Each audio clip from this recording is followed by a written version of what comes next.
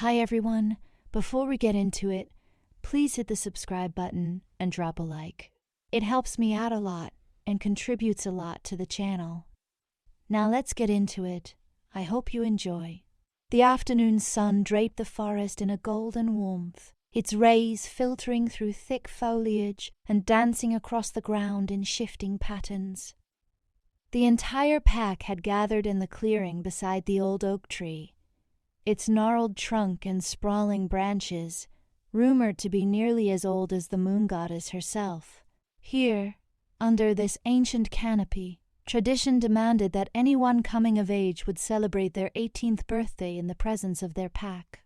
While birthdays among werewolves were significant, marking the threshold between pup and adult, mine had taken on an almost palpable tension. Eyes flicked curiously in my direction, and hushed whispers rippled through the assembled crowd. They all knew, just as I did, that something beyond the usual birthday moment hovered on the horizon. Leila stood rigid beside her father, Beta Marcus of the Crescent Dawn pack, her heart thumping in her chest so loudly that she feared others might hear it. She tried to inhale the comforting sense of pine and damp earth, but with every breath, apprehension hollowed out her lungs. 18 was a significant milestone for any werewolf, one that often brought with it the revelation of a mate. Some found out weeks or even months past their 18th birthdays, but the possibility that it could happen this very day made her nerves buzz. The leader of the pack, Alpha Jace, stood at the center of the clearing with a broad smile. He had watched Leila grow from a curious child into a responsible young woman, and he seemed proud as he gestured for her to step forward. Today, we gather not only to celebrate Leila's 18th birthday, but also to honor her journey. She has shown unwavering loyalty to our pack, and we have full faith she will continue to bring pride to the Crescent Dawn. A chorus of howls filled the clearing, an echoing mixture of celebration and excitement. Leila felt the warmth of their affection in her bones, and she could not help but smile, though anticipation still swirled in her gut. She recognized these were her people, her family, and at times like this, she never felt more grateful for them. But her mind wandered toward the what-ifs. What if the mate bond awakened tonight?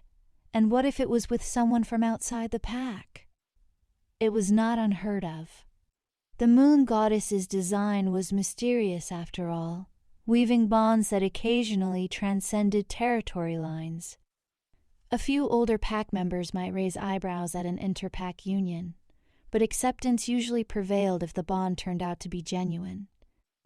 Still, the thought unsettled her. She had lived her entire life here, making friends, forging connections, and learning to lead in small ways as a beta's daughter. The notion of leaving was frightening. Yet another piece of the puzzle tugged at her mind, the prophecy that had circulated in hushed conversations for the last month. No one spoke of it openly, but rumors claimed that a union was coming that could shift the balance of power among the werewolf packs. Crescent Dawn territory was stable, while beyond their borders, tensions simmered with the Redwood pack to the east and the Silver Peak pack to the west. If such a union, possibly through the mate bond, were to occur, it might either strengthen alliances or shatter them. Leila tried to dismiss these rumors, but the pack's elders tended to be uncanny in their predictions. When the ceremony concluded with the final words of blessing, Leila exhaled, feeling the pressure on her chest lighten slightly. She mingled with family and friends, accepting hugs and well wishes. It was then that she felt something shift deep within her. A sudden heat bloomed in her chest, and her wolf stirred, alert and watchful. She had not yet shifted. Her first transformation would be tonight, under the guidance of the full moon. But this flicker of sensation was new, almost like a warning. For an instant, she sensed a presence, a tug, as though an invisible thread pulled on her heart. The sensation disappeared almost as quickly as it came, leaving her questioning whether it had been real or a product of her overactive nerves. She looked around. Most of the pack members were already drifting back to their duties or heading toward the communal hall for a celebratory meal. The wind changed direction, carrying a rustle of leaves and the faint scent of something foreign. Fur bristled along the back of her neck at the unfamiliar odor, a mixture of musk and spice that signaled an outsider had crossed into Crescent Dawn territory. Moments later, Beta Marcus stepped closer. His face, ordinarily stern with the seriousness of pack duties, held an added tension. "Leila," he said quietly, "Alpha Raiden wants us to meet someone who arrived just now. It seems we have a visitor. No threat, by the looks of it, but we need to keep our guard up. Stay close." Her eyes flickered. Who would arrive unannounced on her birthday? She opened her mouth to ask, but Marcus had already turned away, guiding her toward the far edge of the clearing, where the tall pines cast long shadows. Emerging from between the thick trunks was a small contingent of wolves, only 3 or 4. At their center stood a male figure with dark hair and broad shoulders, a leather jacket parted just enough to reveal a muscular frame. Something about him crackled with power. "Alpha Liam," announced Raiden, maintaining a civil tone but not disguising his wariness. "We were not expecting you." Liam's eyes met Raiden's for a moment before sliding over to Marcus and finally landing on Leila.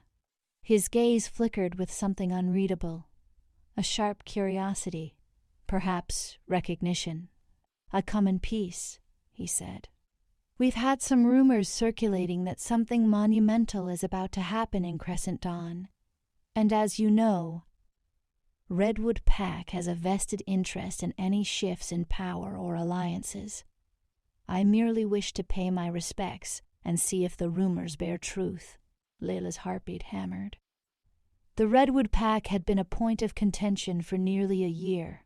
They were not outright enemies, but neither were they trusted allies. Each territory minded its own business, forging trade agreements and treaties to keep peace, but tension always lurked beneath the surface. And yet, here was their Alpha himself, standing calmly in Crescent Dawn territory, exchanging civilities. She could practically taste the underlying caution between him and Raiden. While their conversation remained polite, Leila noticed that Liam's eyes kept drifting her way, as if drawn. The faint stirring she had felt earlier returned, stronger this time, and her wolf perked up inside her. A sense of recognition rattled through her, followed by a subtle jolt of energy across her skin. Was she feeling the bond? She had heard stories of people describing an electric current, a magnetic pull, or an intense wave of familiarity when they encountered their mate for the first time. Her cheeks warmed, and her breath caught. Could Alpha Liam be... She banished the thought, forcing herself to remain calm. She did not know if she should be alarmed or intrigued. The Redwood Alpha had a formidable reputation. Stories told of his swift retribution against trespassers and his unwavering loyalty to his pack. He was said to be stern but just, even if his methods sometimes bordered on ruthless. She tried to ignore her heart's erratic beat as Liam finally turned to address her directly. "You must be Beta Marcus's daughter," he said. His voice carried a quiet authority that sent a ripple of awareness through the clearing. "I've heard talk of you, though I do not believe we have formally met." Leila cleared her throat. "I am Leila," she managed, in what she hoped was a steady voice. "Welcome to Crescent Dawn." She forced herself to meet his gaze. His eyes glowed a deep amber for a heartbeat, the wolf just beneath the surface, testing the air. Something in that fleeting glow called to her own wolf, compelling her to stand straighter. She anticipated that would be the end of their exchange, but the moment hung in the air, thick with unspoken tension.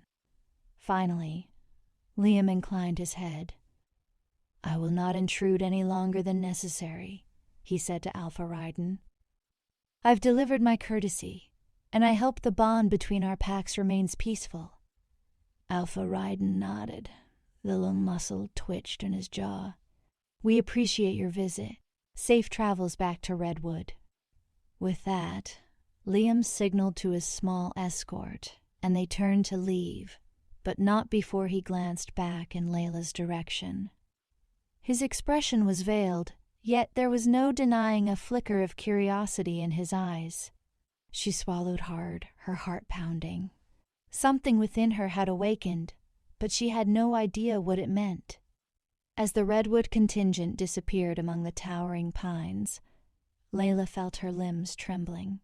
She tried to dismiss the peculiar sensation, telling herself that she was only overwhelmed because it was her birthday, that meeting a rival alpha would naturally churn up nerves. Yet an insistent whisper in the back of her mind refused to be silenced. The rest of the day passed in a haze. She ate with her pack, forced a few smiles at her friends, and accepted more birthday wishes than she could count. All the while her mind circled back to Liam. Not only that, but a deeper pulse tugged at her awareness, as though there was another presence, some intangible force she could not name, calling to her. By the time dusk settled over the forest and the moon began its ascent into the sky, Leila's tension had coiled so tightly that her muscles ached. Tradition dictated that her first shift would occur in private, with her father and Alpha Jace standing by for guidance.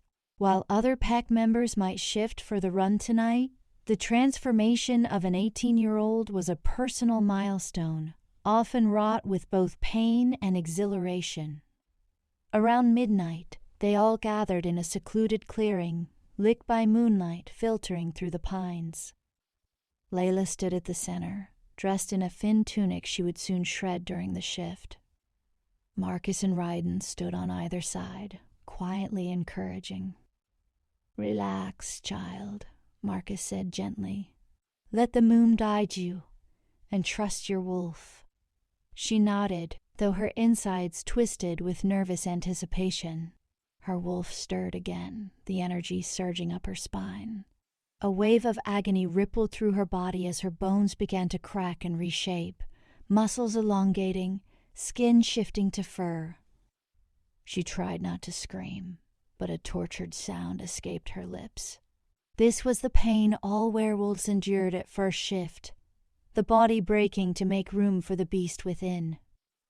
Then, as quickly as it came, the pain subsided, replaced by a sense of raw, feral power. Her senses exploded, the sense of earth, pine, and even the faint musk of nearby deer all washing over her at once. She could hear the distant flow of a stream, taste the sharpness of the night air. Every inch of her bristled with newfound awareness. Looking down, or rather, gazing at what had once been her hands, she saw paws, coated in sleek, silvery fur. She marveled, taking slow, tentative steps around the clearing. A surge of joy flooded her chest as she realized she was finally in her wolf form, a moment she had anticipated her entire life. The others watched, eyes glowing with approval. She wanted to run, to race through the forest and test her speed. But another presence called to her, more insistent now. She lifted her muzzle to the moonlit sky, inhaling deeply. Among the hundreds of scents, 2 particular ones snagged her attention. One was faint but familiar, Leon's lingering scent from earlier, a trace of redwood musk that still lingered in the territory. The second was equally foreign, carrying a sharper, cooler undertone. She could not place it, but it called to her with the same magnetic tug as Liam's scent had. Confusion trickled through her excitement. How could she be sensing 2 distinct presences so strongly? Her wolf whimpered softly, as if sharing her confusion. She wanted answers, but she sensed no immediate danger, just a deep, reverberating sense of longing. Finally, she bowed her head, deferring to her Alpha and Father. For tonight, she would savor the triumph of her first shift. Tomorrow, she would seek answers to the questions that weighed heavily on her mind. Little did she know, the puzzle pieces had already started to rearrange themselves in ways that would shatter everything she thought she understood.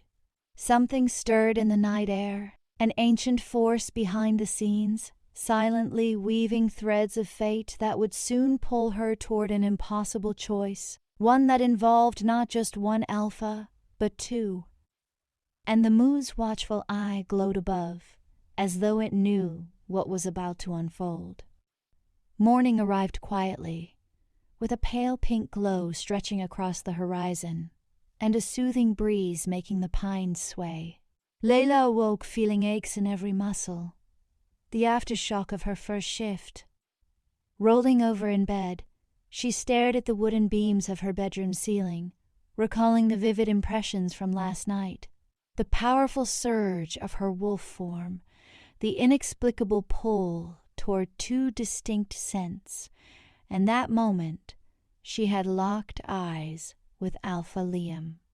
It all spun in her mind like a whirlwind, and she knew that she could not simply ignore it. Yet an even deeper sense of foreboding gripped her heart. Before she could dwell on it, a sharp knock on her door tore her from her thoughts. She slid out of bed and pulled on a robe. Opening the door, she found her friend Arya, who wore a worried expression. "Your father wants to see you in the main hall," Arya said, her voice subdued. There's someone here you need to meet." Leila felt her heart skip a beat. In that moment, her mind leapt to one possibility, that it might be Liam who had come back. She swallowed her anxiety and followed Arya through the winding corridors of the pack house, which was built of sturdy logs and stone, exuding warmth and unity. The bright morning light slanted through the windows, casting long shadows on the wooden floors. The hush in the air was uncanny, the usual bustle of the household replaced by a tense quiet. When they reached the main hall, Leila paused at the threshold. Seated around a large wooden table were her father, Beta Marcus, a couple of Crescent Dawn warriors, and another man. He was tall, with a lean but muscular build, dressed casually in a plain shirt and black jeans. Despite the unassuming clothes, his posture radiated control and latent power. His hair was a lighter shade of brown, and unlike Liam's warm spice scent, he exuded a cooler, crisper aroma that Leila instantly recognized as the second scent she had picked up last night. Her wolf rumbled with the same magnetic pull she had felt around Liam, sending a shock of realization through her. Could it be that this stranger was also a potential mate? The idea was unthinkable. Having one mate was the natural order. Occasionally, a wolf might lose their mate and be granted a second-chance bond by the moon goddess. But two mates at once? She had never heard of such a thing. It went against everything she knew about werewolf lore. Her father offered a tight smile. "Leila," he said, gesturing for her to come closer. "This is Alpha Jace of the Silver Peak Pack. He arrived shortly after sunrise, seeking an audience with us. It seems he had reason to believe something significant has occurred involving you." Marcus's gaze lingered pointedly on his daughter, reflecting concern. "We agreed to let him state his case." Alpha Jace's eyes glowed with the faint trace of his wolf. "I apologize for arriving unannounced, but the sense was urgent," he said, bowing his head slightly to Beta Marcus before focusing intently on Leila. "Last night, I felt an unmistakable pull. My wolf recognized his mate somewhere within Crescent Dawn territory. I came to see if it was real or a mistake of the night air." A stunned hush fell. Leila stood rooted to the spot, her mouth going dry. She felt her wolf pacing inside her mind, excited and alarmed. She recalled the stories about Jace. He was known as a strategic leader who had inherited his rank at a young age after tragedy befell his father. Under his leadership, Silver Peak Pack had become more formidable, forging alliances and establishing strong defenses along their mountainous borders. They rarely mingled with outsiders unless business or necessity called. So for Jace to come here personally was no small matter. Words stuck in her throat. Her father looked at her expectantly, and she forced herself to say something. "Welcome to Crescent Dawn, Alpha Jace." Her voice trembled. "If what you sense is true, then, well, I don't know what to say. This is the first time I am hearing of it." Jace's gaze never wavered. "My wolf is convinced. When I crossed into your territory, the pull became stronger. If it is you, then we share a bond. The only question is whether you feel it as well." Her heart beat so rapidly that it thundered in her ears. She glanced at her father, whose features creased with apprehension, and then back at Jace. She opened her mouth, but the words were difficult to form. She paused, inhaling. "I do sense something," she admitted, "but I also felt it with another." Those last words landed like stones in the quiet air. Jace frowned. Marcus exchanged a startled look with the warriors at the table. "What do you mean, another?" Jace asked slowly, as though he wanted to be certain he had heard correctly. Leila swallowed hard. "Yesterday, Alpha Liam of the Redwood pack visited. I sensed the mate bond with him too. At least, it felt like the same pull I'm feeling now." She fidgeted with her hands, her mind whirling. "This defies everything we know. The moon goddess never grants two mates to the same wolf, at least not at the same time." Her father exhaled. "It is unheard of," he said. "And yet, we have two alphas from different packs, both claiming to feel the bond with my daughter." One of the Crescent Dawn warriors rubbed his temple. "Is it possible the Redwood Alpha was mistaken? Or that Jace is mistaken? The bond is never confused, unless—" Jace's voice turned steely. "I know what the mate pull feels like. I cannot be wrong about this. If Liam claims the same, we have a situation unlike any other. The tension between Redwood and Silver Peak is bad enough. This development could tear the entire region apart." A sense of cold dread settled in Leila's chest. She realized that her father and the others were staring at her, waiting for some kind of solution. She felt her mind spinning in desperate circles. I need time," she finally managed. "I cannot choose a mate when everything we know about mate bonds is being turned upside down. If the goddess truly bound me to both of you, maybe there is a reason, but I need to understand how this happened." Jace studied her, and the glow in his eyes faded slightly as he wrestled with the storm inside him. He inclined his head. "Time is something I can grant you," he said, "but not indefinitely. This situation is precarious, and if Redwood catches wind that I am here, tensions could escalate. I must also think of my pack." Marcus stepped in. "We appreciate your respect for our territory. For now, let us keep this matter as private as possible. The fewer who know about this, the better. If word spreads that an impossibility has happened, two alphas, one mate, the region will be in chaos." He pressed his lips into a tight line. "Though we may not be able to keep it quiet if Redwood decides to make a move." Jace nodded curtly. "I will remain within Crescent Dawn's borders for a short time. That way, Leila and I can see if we can make sense of this. but I will need to return to my own pack soon to maintain order. She felt a flood of conflicting emotions. Part of her wanted to tell Jace to leave, so she would not have to confront this bizarre bond. Another part of her, the part stirred by the mate pull, longed to learn more about him, his hopes, his fears, his heart. Despite the confusion, she knew she could not run from this. The bond was too strong, and her wolf would not let her simply ignore it. She nodded, though her expression remained troubled. "Thank you. I appreciate you giving me the space to figure this out." They wrapped up the tense meeting, deciding to reconvene later in the afternoon.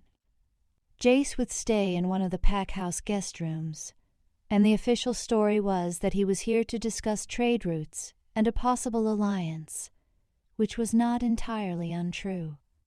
As the warriors dispersed, each wore an expression of worry, as though they sensed the unpredictable path that lay ahead.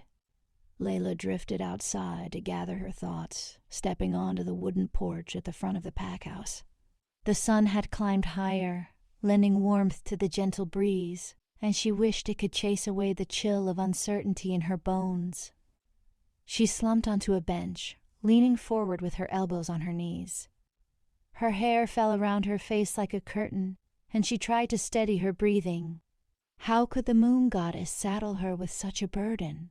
She was barely old enough to handle the responsibilities of her own pack, let alone navigate the tangled politics of two rival alphas. Yet here she was. "Leila," a voice called softly behind her. It was Arya. She was more than just a friend. She was practically family, having grown up in the same corridors of the pack house. She padded up and sat beside Leila, placing a comforting hand on her shoulder. "I am guessing the meeting was intense." Leila nodded, lifting her gaze to the trees that lined the courtyard. "Alpha Jace is claiming to be my mate," she said, the words still sounding surreal. "That means I have two mates, him and Alpha Liam." Arya blinked, absorbing the shock. "Two mates?" She glanced around to ensure no one overheard. "Is that even possible?" "I do not know," Leila whispered. "But the bond, my wolf recognized each of them. You know how the stories go. You feel it in your soul, and there is no faking that. Both times, it felt undeniable, like a voice in my heart insisting this was meant to be." Arya laced her fingers together anxiously. "The Redwood pack and the Silver Peak pack are not exactly friendly. This could cause a massive conflict. If they both believe they have a rightful claim to you, they might go to war." She paused, her eyebrows drawing together. "What are you going to do?" Leila shook her head, a bitter laugh escaping her. "I do not have the slightest idea. Part of me wants to run from both of them. Another part of me is so deeply curious about them. Maybe if I spend time with each, I can figure out who is truly my mate." She sighed. "But if the goddess marked me for both, is it possible that the bond is shared equally?" Arya shivered. "I have never heard of such a thing. We all know of second chance mates, but never two at once. Maybe you should talk to the elders. They might have answers about ancient legends or curses. Something in the old records might shed light on how or why this has happened." "Ah? Curses," Leila echoed. The word sent a tingle of apprehension down her spine. She realized that no matter how she tried to frame it, this phenomenon felt like a mistake, an anomaly that should not be. The idea that the moon goddess made a mistake was unsettling, almost sacrilegious. But if anyone might have a clue about bizarre occurrences in pack history, it would be the wise elders who kept old lore locked away in dusty volumes. Gathering her courage, Leila decided to seek out Elder Rowan, an older woman known for her extensive knowledge of werewolf myths and rituals. With Arya's support, they crossed the courtyard and slipped into a smaller structure that served as the pack's library. The building's wooden shelves were lined with thick, leather-bound books, many centuries old. Dust motes floated in the sunlit air, giving the room an otherworldly charm. Elder Rowan sat at a table, spectacles perched on her nose, carefully examining a fragile parchment. She looked up when the girls approached, her lined face softening into a smile. "Leila, my dear," she greeted. "How may I help you on this fine morning?" Leila took a seat beside her, suddenly uncertain how to phrase her question. "Elder," she began, her voice trembling slightly, "you have studied many stories of our kind, yes? My friend, Arya, and I were curious if there are any accounts of unusual maid bonds." Rowan's eyes narrowed with a hint of intrigue. "Unusual in what sense?" "There are records of pairs who defied distance, pairs from warring packs, even pairs in which one mate was thought to be lost, but found again under the second chance bond." Leila exhaled. "None of those situations. I mean, have there ever been cases of a single wolf having two mates at the same time?" Rowan pursed her lips, her eyes flickering with surprise. "That is indeed unusual. In fact, I do not recall a single documented incident of that happening. The goddess's design for mates is typically one soul pairing to another." She hesitated. "There is an obscure legend, however, that references a cursed bond. It was said that the moon's power was split across a triad. Though the details are murky, something about how the presence of more than one bond threatened to unravel the wolves involved, and possibly entire packs." Leila's blood ran cold. "A curse? Do you remember any specifics?" Rowan frowned, rising from her chair. She crossed to a shelf in the corner, scanning the titles with experienced eyes. Finally, she pulled out a thin, battered tome. Its spine cracked. She flipped through its pages, stopping in a passage near the center. "This might be what you are looking for," she said softly, reading. "In the age before the packs were well defined, a prophecy spoke of a chosen wolf who would be bound to two mates, neither lesser nor greater, both essential halves of the same cosmic thread. The triad bond would be a sign of imbalance, a tear in the tapestry of the moon's design, and if the triad were not set right, tragedy would befall them. Either the curse would be broken, or one, or more, would perish." Rowan's voice trembled as she read the final lines. She looked up at Leila, worry knitting her brow. "This is not something to take lightly. If you have discovered that you are linked to two mates, then I fear you may be caught in this old prophecy, or something akin to it." Leila's throat felt tight. "But how is the curse broken?" Rowan scanned further, but the text provided no direct solution. "It only hints that the bonded wolves must choose a single path. Whether that means one mate stands aside, or whether a deeper ritual is required, the text is unclear. It warns that half measures could doom all involved. The power of the triad is formidable and destructive." Arya gasped softly, reaching for Leila's hand. "This is serious," she whispered. "If you do not break the triad, someone could die?" Leila's stomach churned.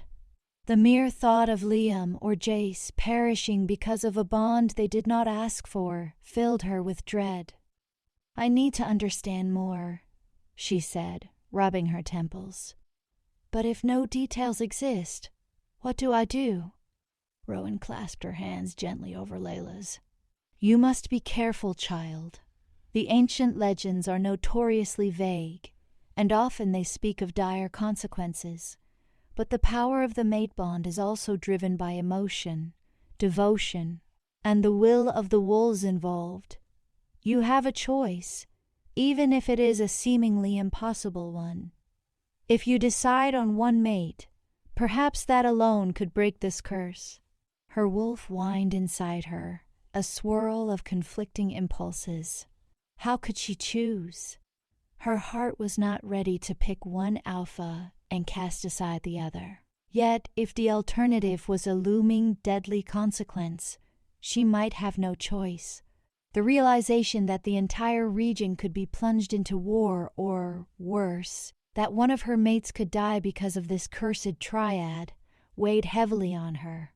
She thanked Rowan for her time, slipping away from the library with Arya in tow. Once outside, she paused, leaning against the log wall, staring at the ground.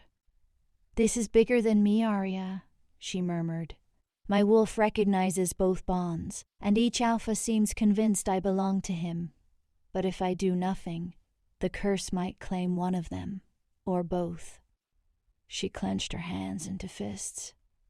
"I cannot let that happen." Arya placed a comforting hand on Leila's shoulder. "We will figure this out. For now, maybe you should speak with Alpha Jace. Get to know him. See if the bond is truly the same as what you felt for Liam. And if you get the chance to speak to Liam again, see if he knows anything. Because if there is a path to fix this, it might require cooperation from Kra. Both of them." Leila nodded, steeling herself. She had to do something. She was not just the Beta's daughter anymore. She was the key to a precarious fate that affected multiple packs. Drawing a steadying breath, she resolved to face Alpha Jace, to unravel the layers of his personality, see what drove him, and find out if he could set aside rivalry to work together. Maybe, with enough determination, they could find a way to break the triad bond without destroying each other. No sooner had she made this silent vow than a flurry of commotion echoed from the edge of the packhouse courtyard. Voices rose in alarm, and she caught the frantic footsteps of sentries rushing toward the main gates. Her pulse leapt. This was never a good sign. She and Arya sprinted across the yard, weaving around the outbuildings until they reached the tall wooden gate that protected the heart of Crescent Dawn territory. Several of the pack's warriors stood there, shifting anxiously as they beheld a new arrival. Her breath caught at the sight of Alpha Liam, striding into the courtyard as though he owned it. His hair and clothes were slightly disheveled, as if he had rushed here. Behind him, a few Redwood guards followed, equally on edge. Liam's eyes fixed on Leila the instant he spotted her. The bond pulsed in her chest, the same electric surge she felt whenever they locked gazes. So strong, so undeniable. It took only a moment for Liam's eyes to drift past her, fixating on Jace, who had emerged from the packhouse of the commotion. Jace's expression turned cold as their gazes locked. The tension was instantaneous, buzzing in the air like static electricity, thick enough to taste. It was one thing to hear that there might be another alpha mate, quite another to stand face to face with him. Liam's voice was dangerously low. "I came because I felt the pull again. I thought you might be in danger, or that you might need me. But I see you have company." His gaze flickered to Jace. "So it is true, then. The rumors that reach my pack are correct, that the Silver Peak Alpha has come to claim one is mine?" Jace squared his shoulders, crossing his arms over his chest, as if to form a protective barrier around Leila. "She does not belong to you," he snarled softly, "or to me. The bond is there, yes, but that does not give you the right to stride in and claim her, as if she were a mere possession." The words bristled with the underlying threat of violence. Both alphas seemed ready to let their wolves break free. Leila saw the subtle shift in their eyes, the way their muscles tensed, and she felt their combined alpha power swirl in the air, pressing against her senses. The Crescent Dawn warriors looked to Beta Marcus, uncertain whether to intervene or stand aside. The entire courtyard teetered on the edge of an explosive confrontation. Summoning courage, Leila stepped between them, planting her hands firmly on both their chests to keep them apart. They each froze at her touch, muscles bunching beneath her palms. "Enough," she said, voice trembling but resolute. She locked eyes first with Liam, then with Jace. "This is not the way. Whatever you each feel, you cannot come here, claws bared, expecting me to choose on the spot. There is more at play, something that involves a curse. If you truly want to protect me or do what is right, you will both stand down and listen." Her heart pounded wildly, a storm of adrenaline rushing through her veins, but she forced her gaze to remain steady. The silence that followed was profound, as though even the birds and wind had hushed, waiting to see what would happen. Finally, Liam sighed and took a half-step back, raking a hand through his hair. Jace's arms fell to his sides, though his jaw remained clenched. Liam exhaled. "A curse," he repeated quietly, his eyes flicking to Jace with guarded curiosity. "What do you mean?" Leila swallowed, lowering her hands slowly. Elder Rowan found an old legend about a triad bond that was never supposed to exist. 3 wolves connected by the mate pull, 2 males and 1 female. The text warns that if the triad persists, a terrible curse could bring destruction or death. The only way to break it is to choose a single path, unify the bond or sever it. We do not have all the details, but it is clear this is dangerous for all of us. A flicker of shock crossed Liam's face.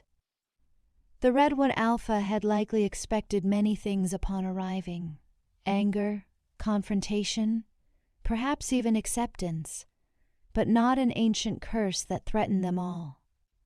For a moment, the tension between him and Jace seemed to lessen as they absorbed this information, exchanging wary glances that communicated the gravity of the situation. Marcus stepped forward, releasing a breath as though he had been holding it this entire time. "We must handle this carefully. As it stands, the Redwood Pack and the Silver Peak Pack are not on good terms, and our own territory is in the middle. If a war breaks out over this, it will be catastrophic. We have to work together to ensure the safety of our packs, and my daughter." His voice hardened at the last words, making it clear that any threat to Leila would be met with a father's wrath. Leon's amber eyes swirled with emotion. "I have no desire to harm anyone, least of all Leila," he said softly, "but the mate bond is sacred. I will not give it up lightly. I cannot speak for Jace, but Redwood Pack will defend its claim. Yet if a true threat hangs over us, this curse, perhaps we should unite to find a way to break it." Jace's jaw relaxed marginally. "I feel the same. I came here to secure my bond with Leila, but if it leads only to destruction, we must find a better solution. My pack means everything to me. I cannot risk them for something we do not fully understand." He paused, exhaling slowly. "If Redwood is willing to stand down, then so is Silver Peak, at least until we learn more." The tension in the courtyard eased, replaced by a cautious ceasefire. Leila let out a breath she had not realized she was holding. While her mind still whirled with anxiety and confusion, a spark of hope ignited. Maybe, just maybe, these 2 powerful alphas could set aside their rivalry long enough to help her find a solution. Marcus looked to his daughter. "Leila, you will meet to speak to them both. Gather knowledge, see what we can do to end this curse. I will consult with Elder Rowan again, and search the old records for any additional clues." He pivoted to Liam and Jace. You two must keep the peace. A single act of aggression, and we will have a crisis on our hands. Understood?" The Alphas both nodded, though neither looked particularly pleased about it. Liam jerked his chin toward Jace, signaling a grudging acceptance. Jace responded with a short nod, tension evident in the line of his shoulders. Their eyes held a silent promise that any cooperation between them would be temporary and tenuous. Just then, a wave of dizziness crashed over Leila, her vision blurring for a heartbeat. She staggered, reaching out for support. In an instant, Liam was at her side, steadying her, his touch sending sparks through her arm. Jace took a quick step forward, face etched with concern. The swirling sensation subsided, leaving Leila breathless. It felt as if the mate bond was testing her, or perhaps the curse itself was stirring. "I am fine," she reassured them, though her voice trembled slightly. "Just overwhelmed." She gently pulled away from Liam's hold, not wanting to ignite Jace's jealousy. "It has been a long day, and there is a lot to process." Marcus gestured for everyone to move inside, away from prying eyes. "Let us talk more privately. We can determine how to proceed. If Redwood and Silver Peak are to remain in Crescent Dawn territory for a time, we must coordinate carefully so as not to alarm the rest of the pack, or, worse, outsiders who might exploit this situation." Without argument, Liam and Jace complied, following Marcus into the pack house.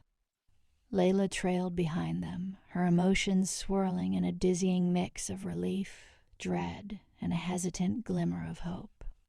Neither Alpha looked at the other, but both glanced back at her, their gazes softening when they saw her. She knew the bond tugged at each of them powerfully, just as it did for her. The thought both thrilled and terrified her. They gathered in a spacious meeting room adjoining the main hall, a heavy wooden table occupying most of the space. The walls were decorated with Crescent Dawn emblems, depicting a stylized wolf howling at a crescent moon. Marcus stood at the head, with Liam and Jace on opposite sides, and Leila beside her father. She could feel the gravitational pull of their presence on either side of her, and her wolf quivered under the weight of both bonds.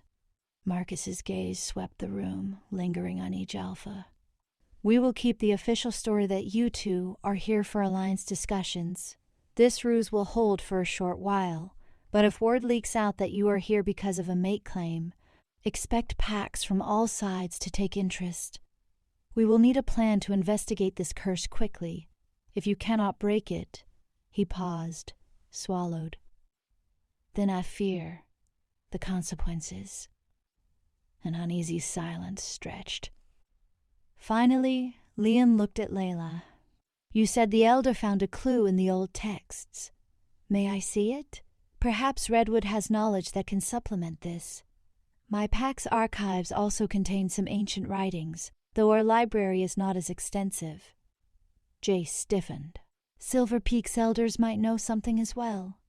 We are an old pack, and our mountains hold many secrets." He seemed to bristle, as if not wanting to be one-upped by Liam. Leila sensed the hostility creeping back into the room. Determined to stop it before it flared, she cleared her throat. "Both of your pack's knowledge would be welcome. Once we learn everything possible, we can figure out a course of action together." She saw them tense again at the word together, but forced herself to continue. "If we fight among ourselves, we are playing into the curse's power.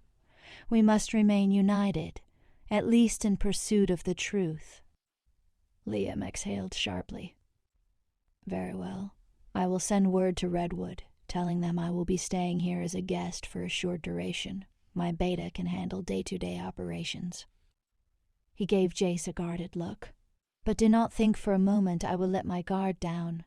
We have no treaty with Silver Peak, and neither do we have enmity yet." Jace raised an eyebrow, crossing his arms. "I would not expect anything less. My pack is not your enemy, but I will not let harm come to my future mate or my own territory. Leila opened her mouth to protest the possessive language, but stopped herself. She knew challenging them both right now would only feed their rivalry. Instead, she met her father's eyes. I will do whatever it takes to break this curse, for all of our sakes. Marcus nodded, the lines on his face deep with worry. Then let us begin. I will gather the relevant texts, and we can search for more clues. Leila, you will have to manage the situation with these two alphas. See if your own instincts can guide you toward a solution. He paused. Above all, be cautious. The pull of the mate bond is powerful. With two bonds, it may overwhelm you. Keep your head clear, child. She swallowed, acutely aware that both Liam and Jace were watching her with concern and longing. She gave a small nod, trying to ignore the wild pounding of her heart. In that moment, she understood the gravity of her position. She was the pivot around which two powerful alphas revolved, potentially the key to either forging a new era of unity or plunging them all into destruction. The curse loomed like a dark cloud on the horizon, and she alone carried the possibility of its undoing, or its fulfillment. Outside, the sun continued its slow climb, casting bright beams through the windows. Yet, for Leila, the shadows lengthened, a sense of foreboding wrapping around her soul. The path ahead was uncertain, fraught with peril at every step, and the mere idea of losing either mate, of witnessing a war that could decimate entire packs, made her chest tighten painfully. With every breath, she silently prayed the moon goddess would guide her, though she feared the moon might be silent, having already made an unthinkable mistake. And so, at the conclusion of that tense morning, the first threads of an uneasy alliance were spun. Two alphas, bound by a woman neither was willing to lose, stepped forward side by side, if not in friendship, at least in a truce built on mutual desperation. And Leila, caught in the center, wondered if her heart would survive the challenges yet to come. The hush that settled over the meeting room did not last long. Outside, the midday sun cast angled beams through the high windows, and Leila's heart pounded with the weight of responsibility. She could sense both Liam and Jace standing behind her in rigid silence, as though each was an anchor tugging her in a different direction. Marcus cleared his throat, gesturing for everyone to sit around the wide wooden table. Despite the thick tension, they complied. Leila chose a spot between the two alphas, trying not to appear as if she favored one over the other. Her chair scraped softly across the smooth floor as she settled in, wishing she had more time to prepare. But the cursed bond would not allow such luxury. The longer they waited, the more it frayed the edges of all their nerves. She could feel it in the anxious glances Liam cast her way, in the tight set of Jace's jaw, and in her own restless wolf. Marcus inhaled, lacing his fingers as he faced them. "We need a plan," he said firmly. "There's no use in tiptoeing around the truth. Redwood and Silver Peak are historically at odds, but we have a chance to handle this diplomatically. Let's discuss how we'll gather information about the curse. Then we can decide our next steps without tearing each other apart." Jace nodded once. "I've already sent one of my guards back with a message from my beta. He'll bring whatever scrolls or records we have that might reference unusual mate bonds or curses. The knowledge in our archives is fragmented. Perhaps it can help." Liam eyed him warily, but did not protest. "Redwood's beta is reliable. I sent him a similar request, instructing him to gather everything he can find.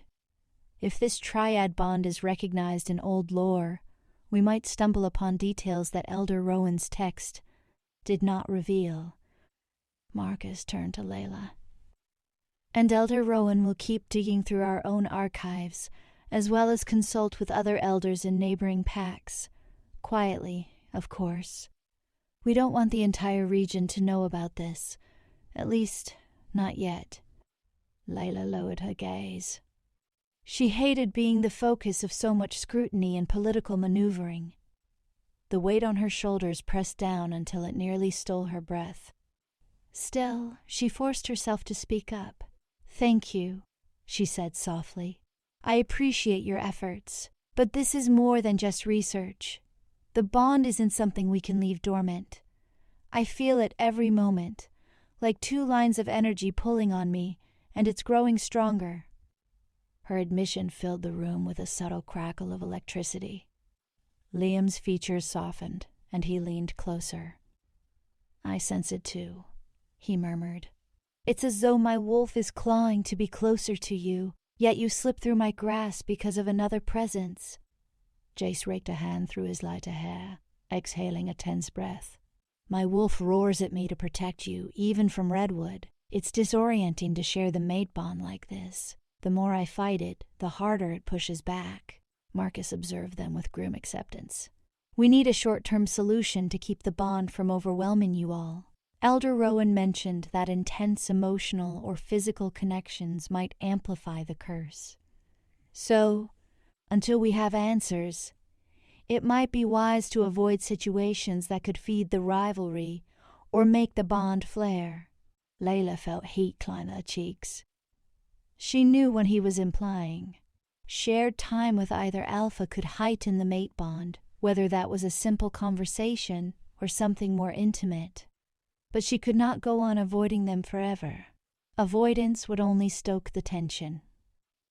"I understand," she said, voice subdued. "But I won't learn who these men truly are if I never spend time with them. The curse might hinge on making a choice, but how can I choose if I don't understand their hearts?" Liam's eyes gleamed, a spark of warmth beneath his caution. "You're right. If you are to break this curse, you need clarity. We can try to remain civil while we're all under one roof." Jace inclined his head, albeit reluctantly. "For now, I'll cooperate. We can't risk war erupting while we figure out how to lift this doomed triad bond." Marcus released a slow breath. "Good. I'd prefer both Redwood and Silver Peak leave in peace. Now, let's discuss the immediate logistics. We'll arrange private quarters for each alpha and his guards. Beta Marcus, that is, I, will ensure that the patrol schedule accommodates your presence. So there are no accidental clashes. Please abide by our territory's rules during your stay." They agreed in stilted tones, each alpha determined not to show weakness. Once the conversation turned to practical details, Leila felt the swirling energies in the room begin to calm, if only slightly. The curse, however, remained a cold blade of tension at her back. When they finally adjourned, Leila rose carefully, murmuring a few words to her father before slipping into the corridor. She paused just beyond the door to breathe. The pack house walls felt closer than ever. Within these logs and stones, Redwood and Silver Peak alphas stood in precarious truce, and she was the tether tying them together. A voice beside her made her start. It was Arya, who had been waiting quietly, her gaze flicking from Liam to Jace as they exited into the hallway behind Leila. "I can show you to your rooms," Arya offered, her tone cordial but cautious. Jace nodded. "Thank you." He gave Leila a passing glance, something unspoken burning in his eyes, before following Arya. Liam lingered, waiting for Jace and his guards to round the corner. Only then did he step closer to Leila. "Are you truly all right?" he asked softly. She brushed her hair back, exhaling. "I'm trying to be. This is so far beyond anything I ever imagined." His voice was gentler than before. "I know, and I'm sorry for the pressure. The Redwood pack might not be an ally to Crescent Dawn right now, but I don't want to be your enemy. You must be torn apart by all of this." She studied him, recalling the rumors that he was ruthless with his enemies and fiercely protective of his allies. In this moment, he looked neither ruthless nor arrogant, merely concerned. "I do feel torn," she admitted. "My wolf is drawn to you, just as it's drawn to Jace, and that contradiction makes my heart ache. If I don't find a way to break this curse, I'm terrified of what might happen." Liam lifted a hand, almost touching her cheek, but then he let it drop. Perhaps he remembered Marcus's warning. Fueling the bond too soon could intensify the curse. "Then let's do this together," he said quietly. "I promise not to start trouble while we're here. My pack can handle itself without me for a time, and I won't jeopardize Redwood's safety by clashing with Silver Peak in this territory."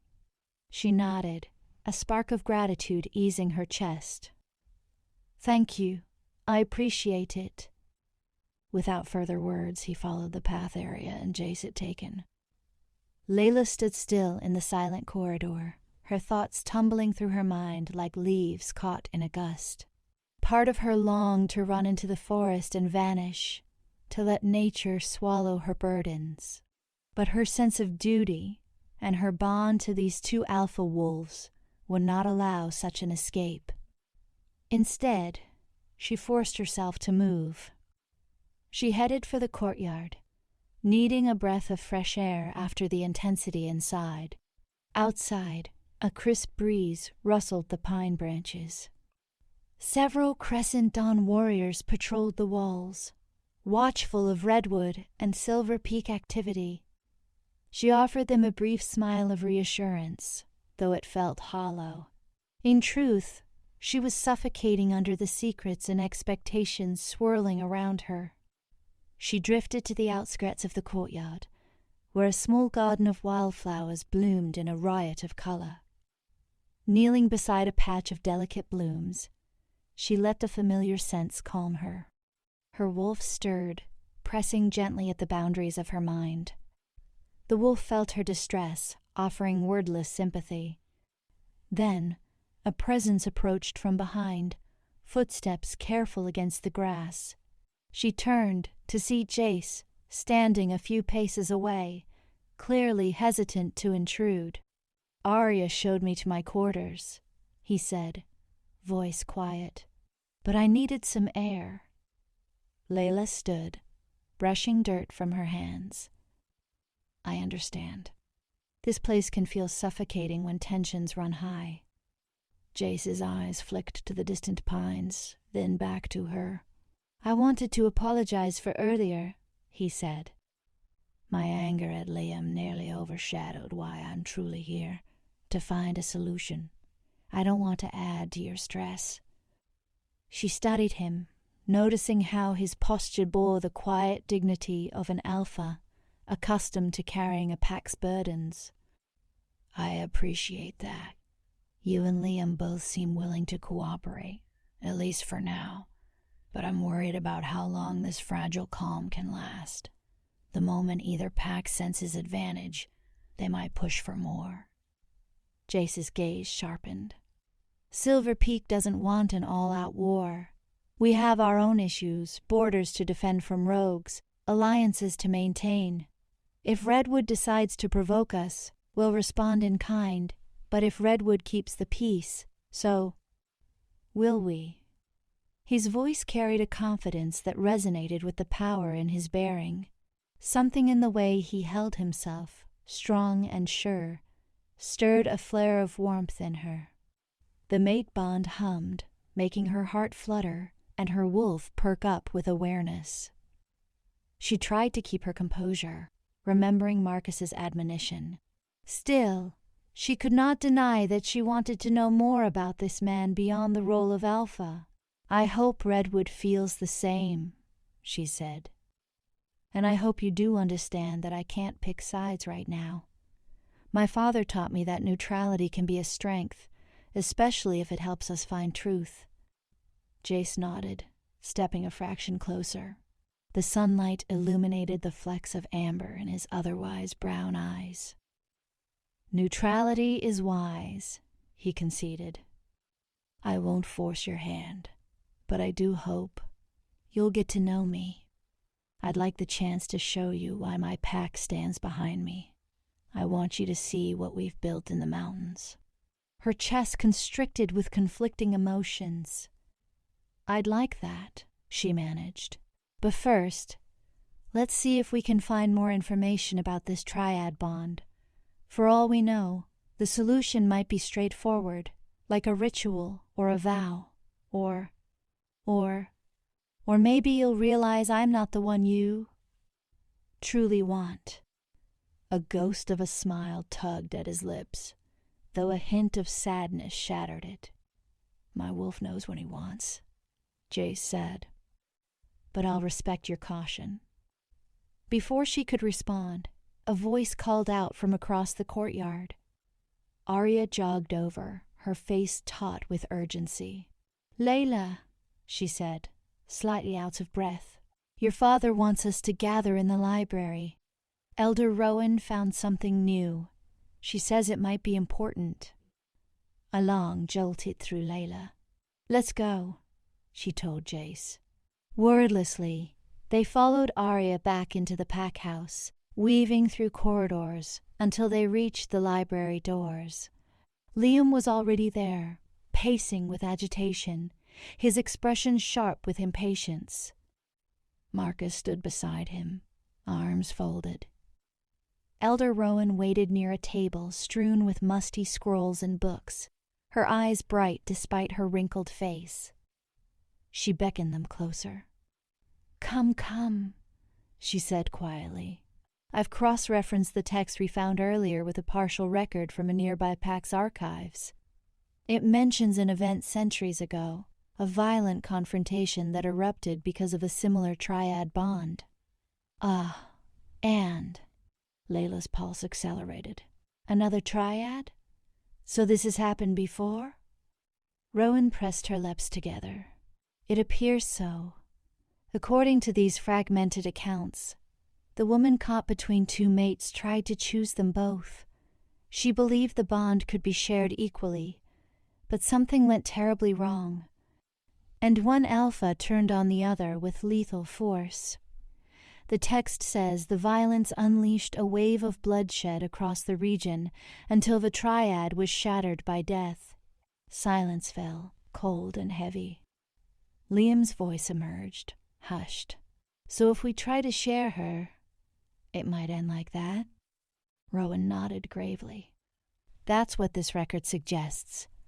The text is incomplete, but it hints that the goddess's design was never meant for two concurrent mates. The negativity, the jealousy, and the very magic of the bond itself rips at the wolves until conflict is inevitable." Jace's hands clenched at his sides. "There must be another path," he rasped. "We can't condemn one of us to destruction." Marcus cleared his throat. "Are there any references to a ritual or a means of severing the bond without killing someone?" Elder Rowan pored over the scroll in front of her. "Very little. It mentions a ceremony performed under the light of the next full moon, one in which the female had to renounce one of the bonds in a sacred circle. But details are scarce." Leila's chest constricted. "Renounce? You mean I'd have to reject one mate entirely?" "That is what these fragments imply," Rowan said softly. "You would stand in a place of power, call upon the moon, and formally reject the bond to one. If the moon goddess grants mercy, that bond might be severed, preserving the life of the other. If the ritual succeeds, the triad breaks, and presumably the curse dissipates." A numbness spread through Leila. She had known the choice was coming, but hearing it spelled out so plainly made her stomach twist in knots. Rejecting a mate was not a simple matter of words. It inflicted deep spiritual wounds, and here she would have to do so while standing mere feet from the man she turned away. The agony of that moment weighed heavily on her heart. Liam's expression grew stormy. If that's the only way, then we're doomed to heartbreak regardless. How can we decide who gets cast aside like that? Jace's tone was grim. It's not about fairness. It's about survival. If we don't break the triad bond, the curse could destroy all of us, perhaps with even more bloodshed than the last time this happened. Marcus set a hand on his daughter's shoulder. We still have some time before the next full moon. It's in a little over 2 weeks. Let's search for any other references. We won't lock ourselves into one course of action until we've exhausted every possibility. Rowan inclined her head. Agreed. We should continue researching. But let's also prepare for the possibility that rejecting one of the bonds might be the only path. Leila stood there, her heart hammering. 2 weeks to decide whose bond she would sever, to cast aside one alpha in favor of the other. 2 weeks to weigh the future of Redwood, Silver Peak, and her own pack stability. She imagined the heartbreak etched across the face of whichever alpha she turned away, and it wrenched at her. Would either of them ever truly forgive her choice? And how would her wolf handle the rejection of one bond while continuing the other? Pushing back tears, she forced herself to speak. We'll keep looking, but if we find no alternative, I'll do what must be done. Each word felt like shards of glass against her throat. Liam's gaze flickered with fury and sorrow, but he remained silent. Jace clenched his jaw, nodding once, as if bracing himself for a blow.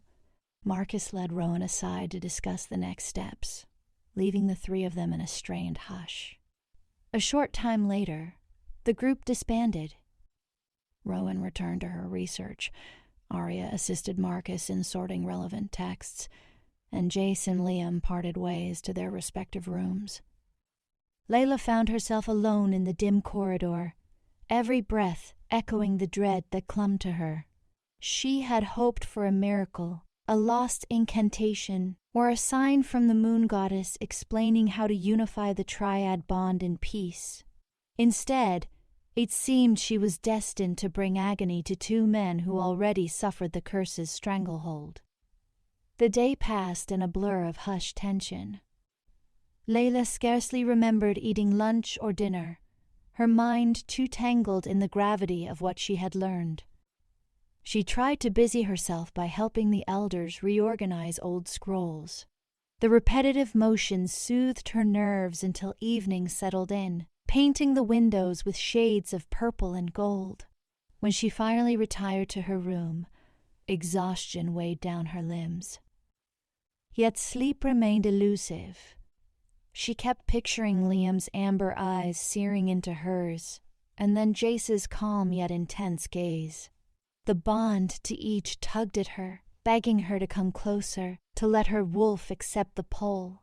But if she allowed the bonds to deepen, she might escalate jealousy or heartbreak. Somewhere near midnight, she rose and paced to the window, where the moon drifted behind thin clouds. She lowered her head. "Moon goddess," she whispered, voice trembling. "If you're listening, please guide me. I don't know why you gave me 2 mates. I don't know if this was truly a mistake, or if there's some higher purpose, but I can't see a way out without tearing my heart apart." No gentle voice responded. No sign appeared. Only the faint hush of the night wind answered, carrying the scent of pine and distant starlight. Dejected, she turned back to her bed. She had to trust that answers might come in time, or else she, Liam, and Jace would face the brutal consequences of the goddess's error. Over the next week, a reluctant routine emerged in the packhouse. Liam and Jace behaved with frosty politeness whenever they crossed paths in the corridors or the courtyard, each determined to show that they could be civilized guests. The Crescent Dawn warriors kept a watchful eye, stepping in to diffuse any tension. And Leila found her days split between anxious research and cautious attempts to get to know the Alphas beyond their rivalry. She began with Jace. One morning, they ventured into the nearby woods in human form, accompanied by only a single Crescent Dawn guard for safety. She wanted to see how he moved among the towering pines, to hear him speak of his territory without Redwood's presence looming. They walked side by side down a winding path, the scent of damp earth and moss enveloping them. Jace described Silver Peak's towering mountains, the vast stretches of unspoiled wilderness where his pack roamed. Our main settlement sits in a valley between two peaks, he explained quietly. It's a strategic location, easy to defend, though harsh in winter. My father used to say that the cold forged stronger wolves. She listened, intrigued by the glimpse of another life. Was it difficult, taking over as Alpha at a young age? She asked gently. He glanced aside, an old pain flickering in his gaze. Challenging, yes. My father fell ill, and I inherited the position when I was barely 20. The early years were rough. Some wolves doubted I had the experience. I had to prove my worth through victories against rogue incursions and careful negotiations with neighbors. The Redwood pack was never an ally, but we found ways to avoid war, at least until now. Leila sensed the flicker of bitterness he tried to hide. You've sacrificed a lot for your pack, she said softly. That kind of loyalty is admirable. He gave a short nod. I'd do anything for them, and that's partly why I'm here. This curse is a threat to my future, which means it's a threat to Silver Peak's future as well. I can't fail them. As they spoke, a subtle current drew them closer. She found herself studying the lines of his face, the firmness of his jaw, the subdued fervor in his voice. Her wolf responded to his presence with a steady hum of approval. He radiated the quiet, unyielding strength of stone, someone who could endure storms without breaking. But guilt gnawed at her as well. That same day, she stole time to speak with Leon. They convened behind the pack house, where a small training ground was nestled among the tall trees. A couple of Crescent Dawn warriors practiced sparring in the distance, but otherwise they had privacy. Liam eyed the practice weapons lined up on a wooden rack. Your father once mentioned you had some training with swords, he said. Mind if I see how skilled you are? Her lips curved into a small smile. I've practiced, but I'm hardly an expert.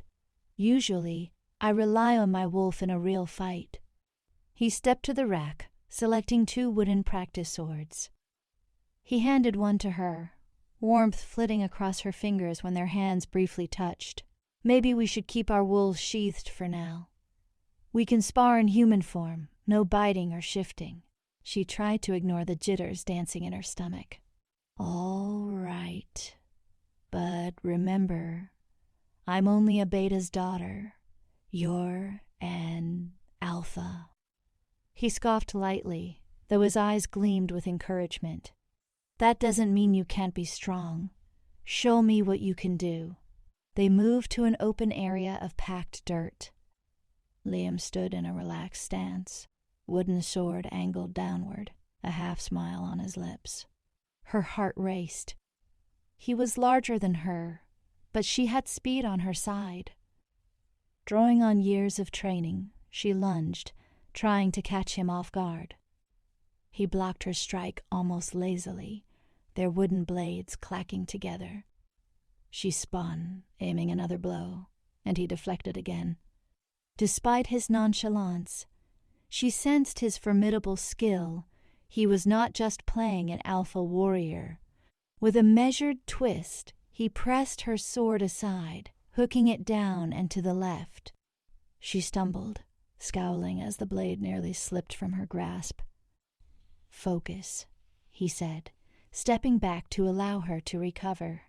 "You're nimble, but you hesitate too long after your first strike. Commit to the follow-through," she huffed, determined not to let him unnerve her. Squaring her shoulders, she launched a fresh series of attacks, feinting high before pivoting low. This time, she caught him by surprise, landing a soft tap against his thigh. He grunted, stepping back to regroup. A hint of pride stirred in her chest, yet her victory was short-lived. Liam came at her swiftly, sword-angled in a complex pattern that tested every reflex she had. Their wooden blades connected again and again in a rising staccato of cracks. Her breath came quicker, adrenaline fueling her, until at last he disarmed her with a deft flick. Her sword landed in the dirt. Sensing her frustration, he gently touched her shoulder. "You lasted longer than most. You have potential." She fought the urge to roll her eyes. "I still lost. You have heart," he replied. "And your wolf is formidable. I can sense it." He paused, searching her gaze. "That's why this curse is so difficult. I've never felt such a pull to anyone, let alone someone with this much spirit." Her pulse thundered. Words stuck in her throat, but the bond seemed to sing between them. Finally, she swallowed hard. "I don't want you and Jace to fight. Every time I think of the possibility of war, it tears at me." He set his wooden sword aside. "I don't want war either. Not with Silver Peak, and not in your father's territory." For a moment, his tone softened. "I'd rather figure this out without bloodshed, even if it means letting go of my pride." She felt his sincerity, and it made her chest tighten. "Thank you," she whispered. "That means more than you know." They left the training yard under the watchful eyes of a few Crescent Dawn guards. Though no formal truce existed between Redwood and Silver Peak, it did feel like the seeds of understanding had begun to sprout. Each Alpha, in his own way, had shown her a glimpse of his spirit, and each day that passed brought them a little closer to the dreaded full moon, when she might have to make a devastating choice. Days turned into a week, then 10 days.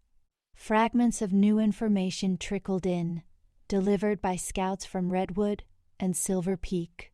Both packs searched their archives, uncovering dusty references to curses and half-mythical ceremonies.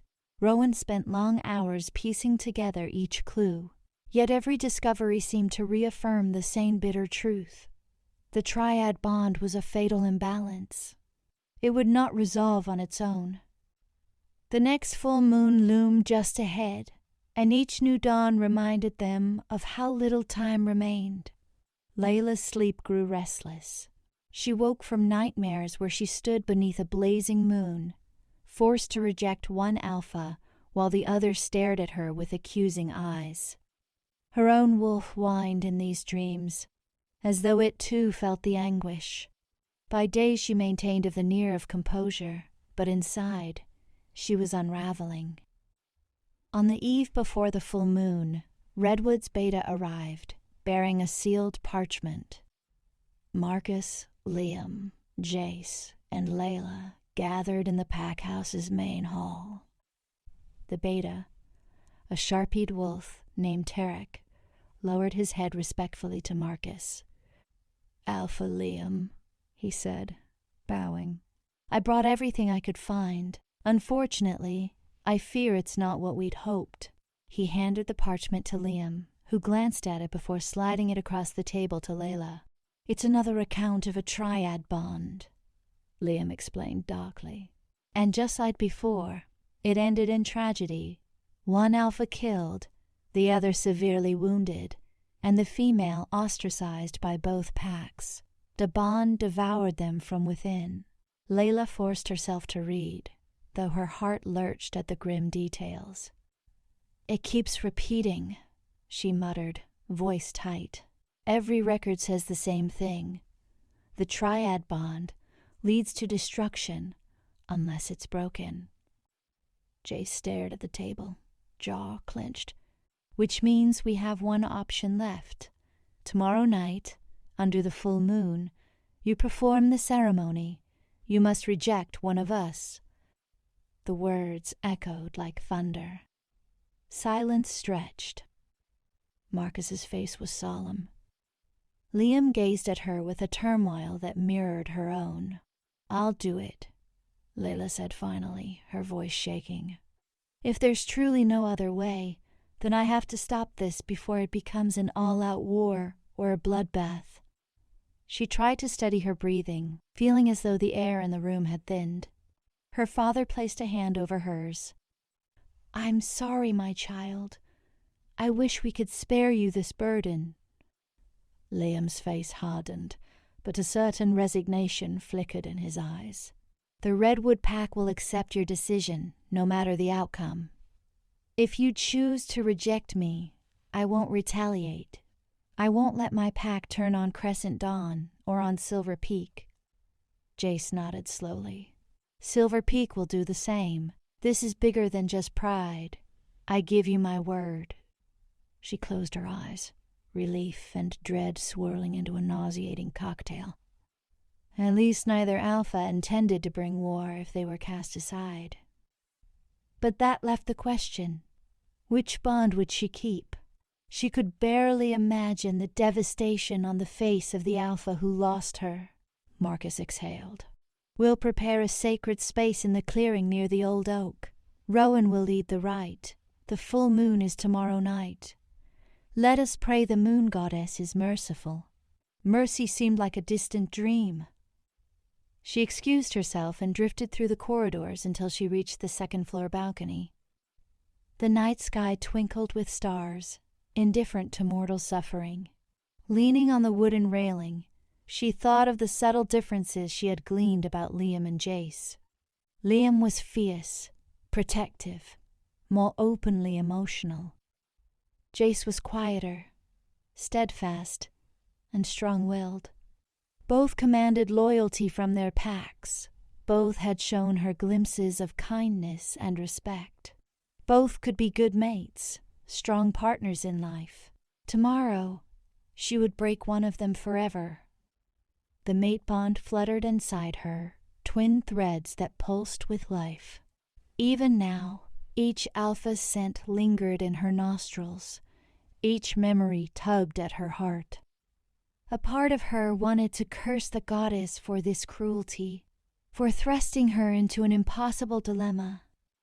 Another part of her begged for a miracle, for some lost spell that could unify them all. But the testimonies in those old texts offered no illusions. The triad could not last. Sharing the bond would only lead to torment. For the sake of everyone, she would have to sever one bond completely. She stayed there for what felt like hours, silently pleading with the moon for a sign, yet none came. Eventually, she made her way to beg, though she found little rest in the dark. Her dreams that night were a tangle of moonlit rituals, tears, and the howls of wolves echoing across a blood-red sky. She woke just after dawn, bleary-eyed and hollow. Outside, the morning air felt heavy, as though nature itself sensed the solemnity of what was to come. The rest of the day passed like a funeral procession, hushed voices, grim faces, and final preparations for a sacred ritual that would shatter the triad bond. Rowan arranged a circle of stones in the clearing near the old oak. Incense and rare herbs were gathered, along with strips of parchment inscribed with ancient runes. At sundown, Liam sought Leila out in the courtyard. He wore plain clothing, no insignia of rank, though his bearing still spoke of an Alpha. "May I speak with you before tonight?" he asked softly. She nodded. Together, they found a secluded spot by the fence. The sky above was streaked with pink and orange, the sun dipping toward the horizon. She wondered if she would ever see another sunset so laden with dread. He cleared his throat. I wanted to tell you that no matter what happens, I'm glad to have known you in this way, even if it was brief. He paused, voice quivering. I can't pretend I'm not afraid that you'll reject me, but if you do, I promise to carry no malice, and if you don't, well, I'll cherish every day after. Her eyes filled with tears. Thank you for understanding. I just wish I had more time to decide. More time to see if we could work things out in peace. He reached for her hand, then stopped, remembering the risk of amplifying the bond. Instead, he let his fingertips hover near hers, a silent gesture of yearning. Fate can be cruel, he said, but I believe you'll do what's best for all of us. Shortly afterward, Jace found her in the packhouse corridor, where torches flickered against wooden walls. In the half-light, he looked as though he carried 1,000 burdens on his broad shoulders. Leila, he began, voice trembling. I also wanted to speak my piece before tonight. She nodded, her throat too tight to reply aloud. He glanced away, struggling with emotions he rarely displayed. I'm not the sort to open my heart easily. Responsibility taught me to be cautious. But these last days, seeing your resolve, your compassion, I can't deny how deeply I feel for you. If you reject me, I'll honor your choice, but I hope that somehow you'll find it in yourself to let me stand by you. She blinked back tears, at a loss. I'm so sorry, she whispered. I wish I could give you both what you deserve. He offered a sad smile. I know.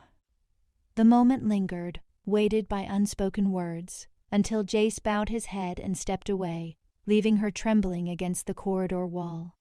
She closed her eyes, heart pounding so violently that it nearly drowned out her thoughts. Two men, each fierce in his own way, had laid bare their vulnerability to her. By midnight, one of them would bear a scar that might never heal. As the full moon rose, vast and luminescent, the pack made its way to the ancient oak clearing. Torches encircled the area, casting dancing shadows on the forest floor. Rowan stood inside a stone circle, chanting softly under her breath. The gathered wolves formed a respectful perimeter. Marcus was there, expression grim, while Arya's wide eyes glistened with sympathy.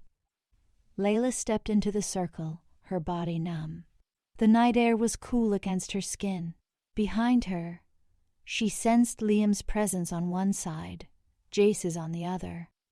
They faced each other, equally tense, equally uncertain. The hush of the crowd made her breathing sound deafening to her own ears. Rowan's voice rose, laced with the power of tradition. We gather under the moon's light to mend a bond that was never meant to be. The triad has formed between these three wolves, threatening imbalance and destruction. Tonight, we invoke the goddess to break that which should not exist. She gestured for Leila to kneel on one side of the circle, Liam and Jace to kneel on the opposite sides. The flicker of torches illuminated the lines of their faces. Leila felt both bonds pulse in her heart, twin flames that seared her soul. Her wolf howled inside, sensing the irreparable act about to unfold. Leila, Rowan said, her voice trembling with solemnity. You must speak the name of the Alpha you choose to renounce. As you do, place your hand upon the stone and call upon the moon to sever the bond. Her mouth went dry.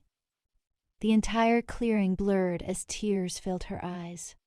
She thought of Redwood's rugged forests, Silver Peak's jagged mountains, each shaped by the Alpha who led them. She recalled gentle words, fierce sparring, quiet walks among the pines, the conflicting loyalty and longing in both men's eyes. She wanted to scream at the goddess for this cruelty. She gazed first at Liam. His eyes shone with unwavering devotion and heartbreak, as though bracing himself for the final blow. Then she looked to Jace, who clenched his jaw, shoulders rigid, trying to stand firm in the face of possible rejection. The pressure inside her mounted until she feared she might shatter. A single tear slipped down her cheek. Her wolf whimpered, torn in two. Her voice felt distant, as though someone else spoke through her lips. She could not finish the sentence. A sob tore free, and she buried her face in her hands. Marcus started to step forward, but Rowan lifted a hand, stopping him. The hush in the clearing became suffocating. Deep within her, something shifted. She felt the bonds pull tighter, as though sensing her indecision. For a moment, she thought she might faint. Then an image flashed in her mind, an ancient memory not her own. It was a swirl of moonlight, flickering shapes, primal calls.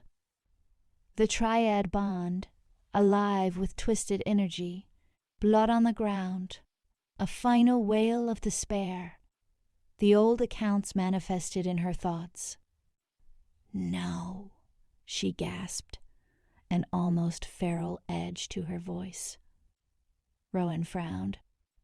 "Child, you must choose. If you don't, the triad. I won't condemn one of them to this." The words burst out, raw and desperate. Rising on shaky legs, she faced the elders. "If the curse demands I reject one, then let it strike me down. I won't inflict that agony on them. There must be another way, some act of unity we haven't tried. I can't accept that the only path is destruction." Liam and Jace both staggered to their feet, shock painted on their faces. Around the circle, whispers broke out among the pack members. Rowan's expression twisted with alarm. "Leila, the old texts warn of jealousy and conflict," Leila cried, tears streaking her face. "The bet doesn't mean we can't defy them. Maybe the goddess erred, or maybe this triad is some test we need to surpass. I refuse to choose unless I know there is absolutely no other way." Her limbs trembled. She expected an immediate backlash, perhaps the curse snapping forth in furious wrath. But the only thing she felt was a strange wave of energy coursing through her, as if the moon's light itself was responding to her defiance. Without warning, a fierce gust of wind tore through the clearing. The torches guttered, flames dancing wildly. Wolves cried out, bracing themselves. A swirl of leaves whipped around Leila. Marcus reached for her, but the wind shoved him back. Panic erupted. Liam lunged forward, only to be forced back by an invisible barrier. Jace snarled, struggling against the gale. Leila staggered, hair whipping around her face. The bond inside her flared, twin channels of luminous heat that coursed through her blood. It felt like the very essence of the moon was searing into her heart. Overhead, the moon shone bright, unblinking, like an eye of judgment. A crack of thunderless sound echoed through the clearing, even though there were no clouds in the sky. The force of it knocked Leila to her knees, her palms slamming into the grass. Pain lanced through her skull, but beneath the agony lurked a terrible sense of power. She raised her head, forcing her eyes open. The wind howled around her, scattering leaves in a spiraling vortex. Marcus tried to reach her again, face contorted with desperation. He roared something, but the fury of the wind snatched his words away. Liam and Jace, on opposite sides of the circle, fought to push forward, their expressions panicked. The pack members beyond huddled behind the old oak, howling or shouting in alarm. Fires flared, casting dancing shadows on the swirling debris. An ancient tremor reverberated in Leila's soul, as if the triad bond had been awakened to its full, raw potential. She could feel Liam's concern, Jace's fear, both thrumming along the twin threads that connected them. It was as though the bond itself had a life, a raging entity unleashed by her refusal to choose. For one wild moment, she believed the curse might kill her then and there, yet something else stirred. A flicker of possibility. Straining against the storm of energy, she lifted her hand toward the moon overhead. "Hear me," she whispered, though the wind whipped her voice away. "I won't bend to this twisted fate. Show us a path beyond violence." Her wolf snarled in unity with her words, the beast inside pushing with furious will. She felt the mate's energy surge in response, Liam's protective determination, Jace's unwavering resolve. Their combined strength pulsed through her, fueling her defiance. The triad bond formed a sort of loop, each of them pouring power into it, even if unconsciously. A stinging light erupted at the edge of Leila's vision, forcing her to shield her face with her arm. The swirl of wind intensified, then abruptly vanished. Silence dropped over the clearing, broken only by the ragged breathing of the gathered wolves. Leila lowered her arm, blinking through the afterimage. The circle of stones around Rowan lay in disarray, but the elderly woman stood tall, eyes wide with shock. Marcus stumbled forward, grasping his daughter's shoulders. "Leila," he rasped, looking her over for injuries. "Are you hurt?" She shook her head, though her muscles screamed in protest. I don't think so. What was that?" Rowan approached carefully. Her usually steady voice trembled. "That was the power of the bond reacting to your refusal." She glanced nervously at Liam and Jace, who each stood rigid, their breathing labored. "I've never seen anything like this, but it seemed as though the triad expanded for a moment." Marcus's brow furrowed. "Expanded? We were nearly blown away. What does that mean?" Rowan shook her head. "I'm unsure, but whatever the three of you just unleashed, it's far stronger than anything I anticipated." Liam's voice held an edge of panic. "Does this mean the curse has escalated? Are we about to be punished by the moon?" Jace joined them in the circle, scanning Leila's face for any sign of lasting harm. "If it has escalated, we need to do something before the triad devours us all." Leila swayed on her feet, but she drew a long breath.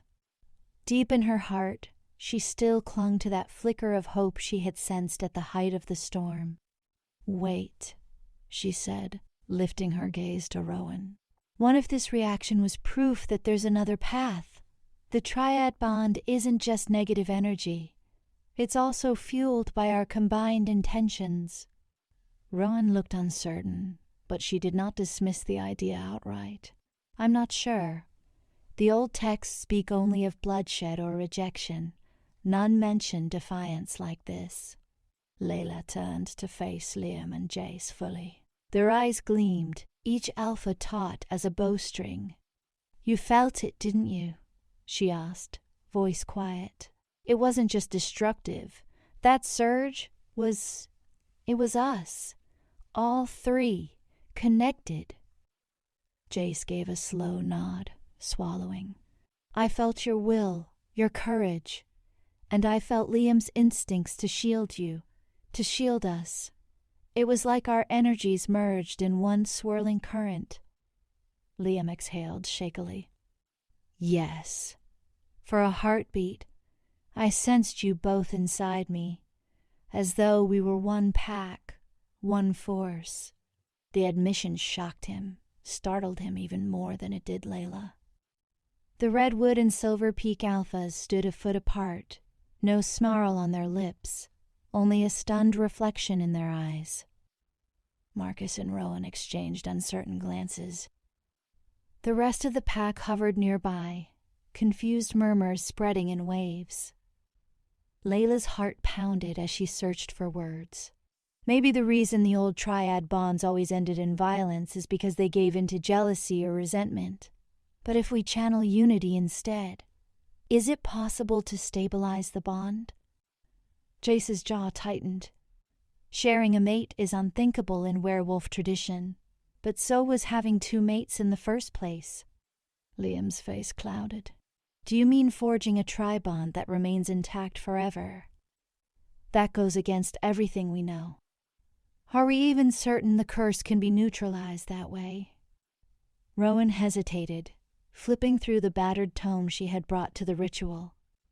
None of the accounts detail a successful triad.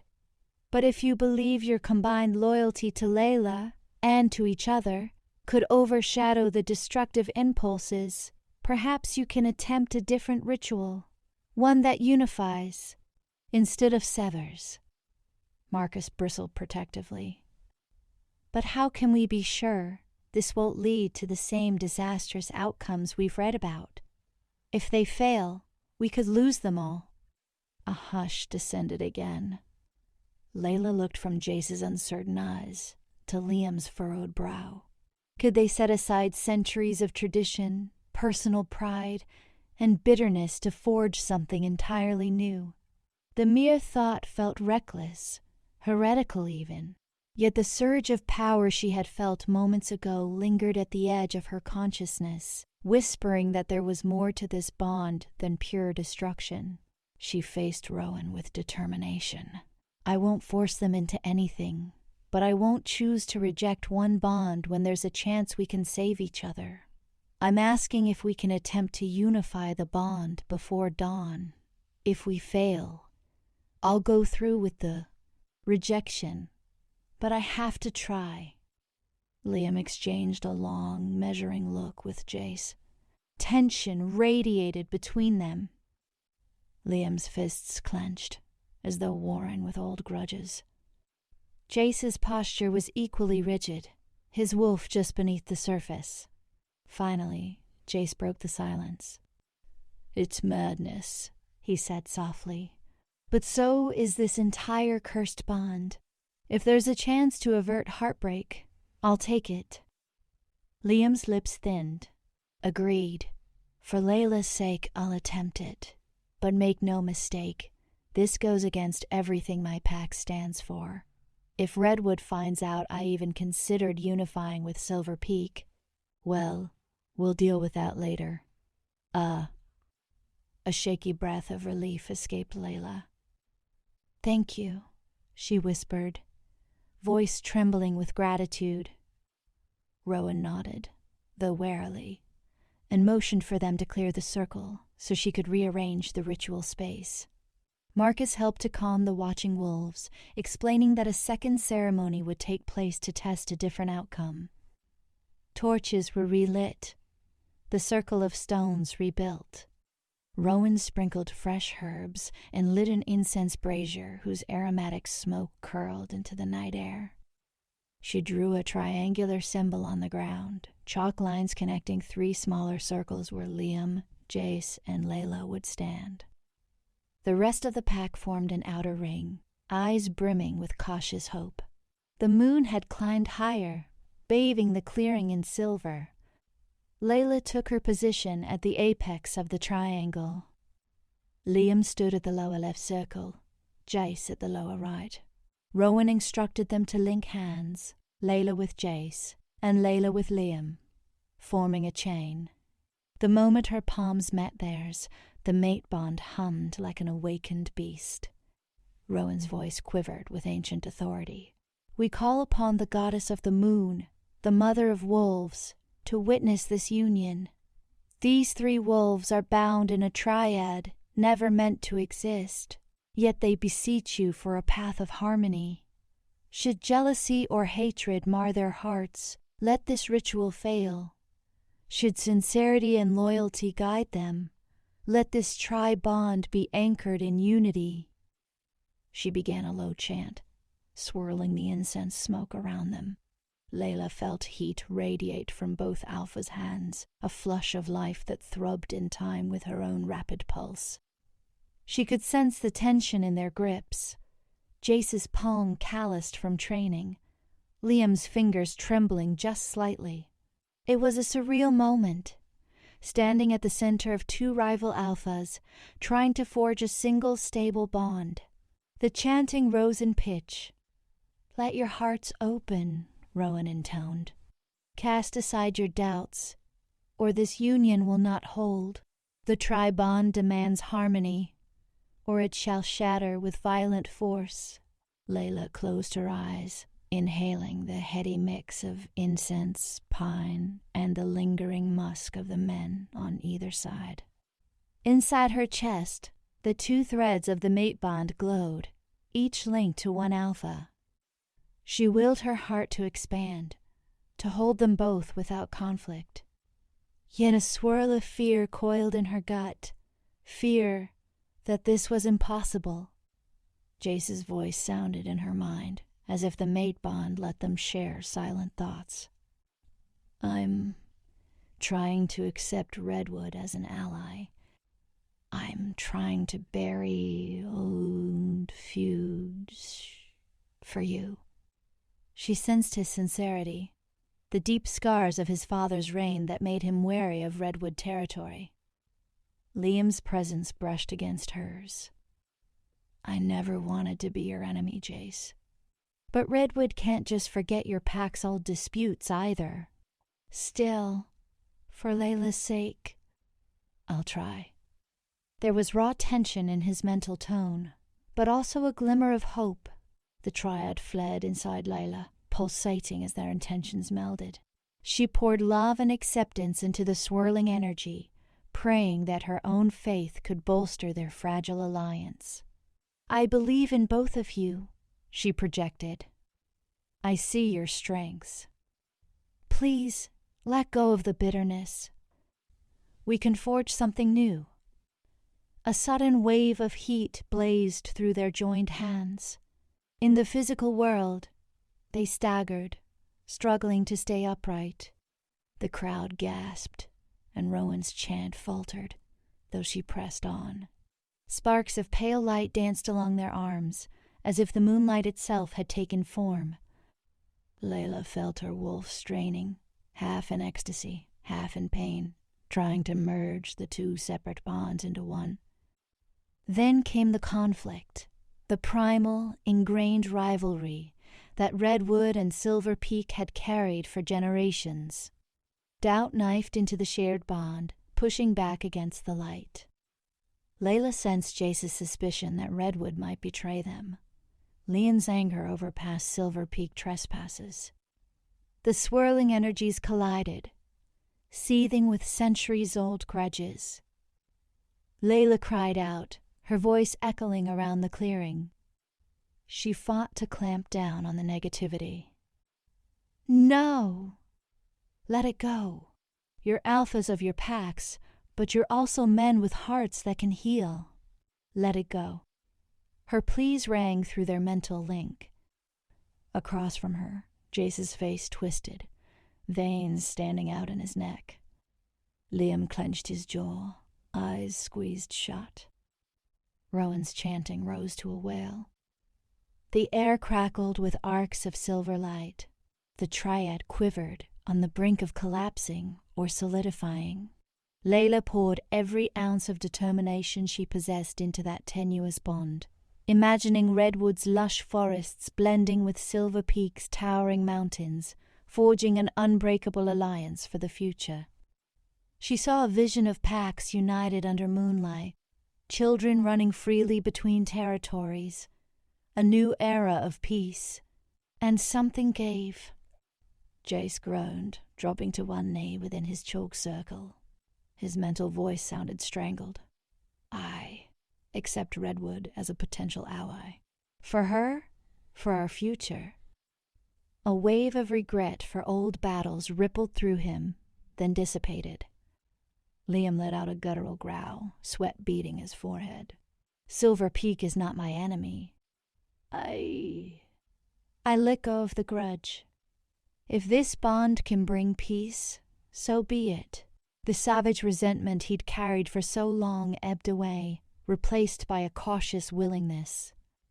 Leila gasped as the swirling energies slammed into perfect alignment.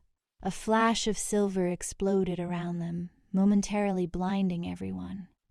She felt the tribond snap into place, like a final puzzle piece.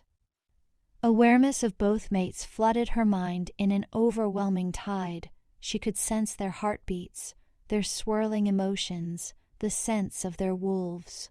But instead of discord, she felt a quiet resonance, like three voices singing in the same key.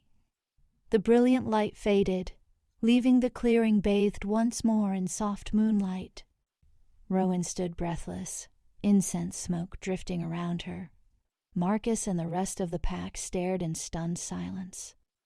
Liam and Jace looked at each other, amazement warring with lingering disbelief.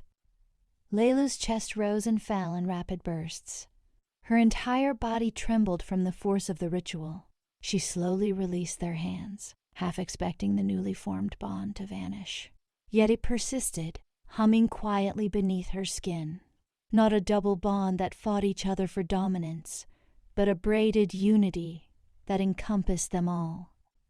"Guys above," Rowan whispered. "I can scarcely believe it." Marcus approached carefully, eyes locked on his daughter. "Leila, how do you feel?" She swallowed, tears slipping down her cheeks. "I feel them both," she managed. "Like two halves of the same circle, balanced within me." A ripple of stunned awe passed through the gathered wolves. Some whispered that they had witnessed a miracle. Others shifted uncomfortably with the knowledge that such a tri-bond defied ancient law. Marcus touched Leila's shoulder, relief etched across his features. "It seems we have not repeated the tragedies of old." Beside her, Liam let out a shaky laugh. "I can't believe we just did that. I sense your presence in my mind, Leila. And Jace's as well." Faintly, he glanced at the Silver Peak Alpha, who rose slowly to his feet. Jace exhaled, running a hand through his hair. "Yes, you're there, like a distant echo. It's not the same as the mate bond with Leila, but it's some kind of connection that holds the three of us together." He looked at her, awe softening his voice. "Your will made this possible." She blushed, tears of relief coursing down her face. Her limbs still felt weak, yet the oppressive weight of the curse was gone, replaced by a sense of boundless possibility. She remembered the old tech's warning that any triad was doomed, but now, standing under the moon's gentle glow, she knew they had forged a path no record had ever documented. Rowan circled them, tapping her chin. "This is unprecedented. I have no knowledge of how stable this new tri-bond might be. If conflict arises between Redwood and Silver Peak, it could test the bond again." Jace squared his shoulders. "Then I'll see to it that Silver Peak adheres to a truce. If Redwood respects our territory, we can coexist." Liam nodded. "Likewise. I won't let old feuds endanger Leila or Redwood's future. If that means forging a real alliance with Silver Peak, I'm willing to try." Marcus's cautious gaze flicked between them. "Crescent Dawn will support any peace treaty you agree upon, but we must be practical. The rest of the region might not accept a tri-bond easily. We should proceed carefully." Leila wiped her tears, voice shaky. "We'll face that together. The triad might be complicated, but at least none of us have to die for it, or tear each other apart."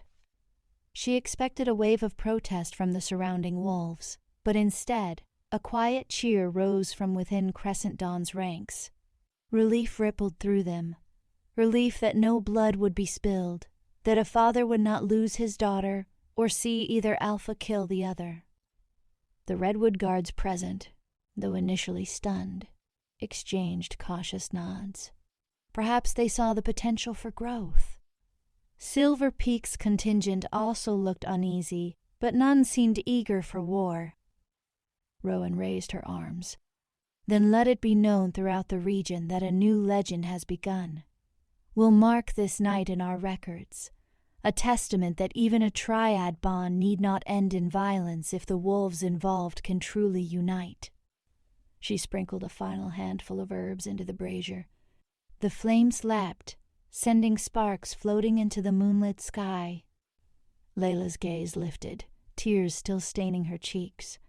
She realized that, at least for tonight, the moon goddess had answered her plea, not with words, but with a spark of unity that overcame fear and rivalry. Her wolf sighed in contentment, stretching in the glow of acceptance. Liam and Jace moved closer, each placing a hand on Leila's shoulder. Their eyes shone with lingering awe, tempered by the weight of the responsibility they had assumed. For a moment, all three simply breathed together, hearts drumming in a shared rhythm. They were forging a path that no werewolf had walked before. Perhaps it would lead to a complicated future. Perhaps the region would resist their tri-bond. But for now, they had broken the curse's grim cycle of bloodshed and rejection. And in that triumph, hope blossomed like a new dawn. In the days that followed, Crescent Dawn became a hub for delicate diplomacy.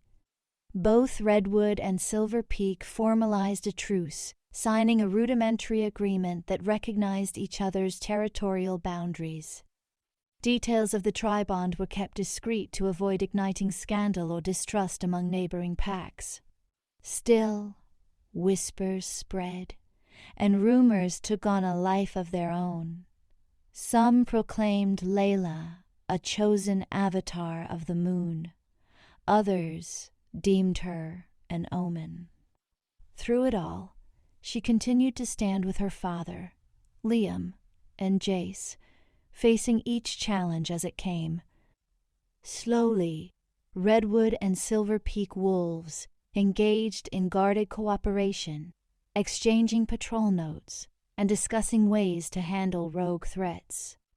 Though true alliance might take time, the immediate threat of war had cooled. Leila's days remained a whirlwind, one morning meeting Redwood emissaries alongside Liam, the next speaking with Silver Peak elders with Jace. Her nights were no simpler, as the tri-bond pulsed within her, sometimes making her restless with surges of energy. Yet whenever fear crept in, she remembered that fateful full moon ritual, the moment when her will had shattered centuries of fatal tradition. During one quiet afternoon, she found herself in the forest near the old oak clearing, accompanied by Arya, who had insisted Leila take a break from endless diplomacy. They sat on a fallen log, letting the breeze cool their faces.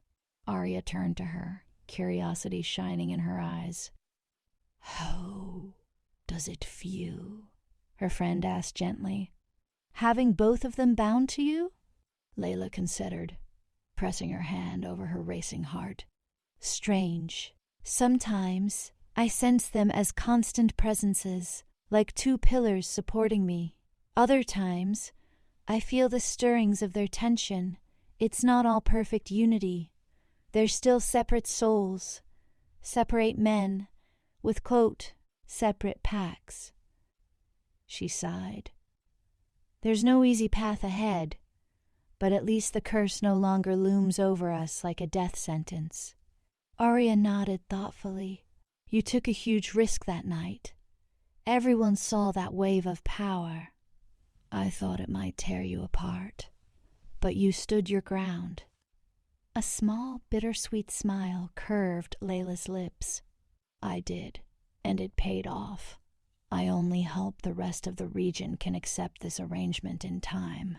They fell into companionable silence, listening to the soft murmur of the breeze through the branches.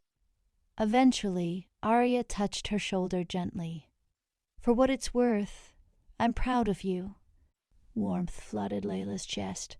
"Thank you. I couldn't have done it without your support, and without my father standing by me. And, in a strange way, I couldn't have done it without both alphas finding a shred of common ground." Later that week, a modest ceremony took place in the Crescent Dawn pack house. With Marcus presiding and Elder Rowan offering blessings, Redwood and Silver Peak signed a formal non-aggression treaty. Liam and Jace each pledged to respect the other's sovereignty, while also stating they would come to the aid of Crescent Dawn if needed.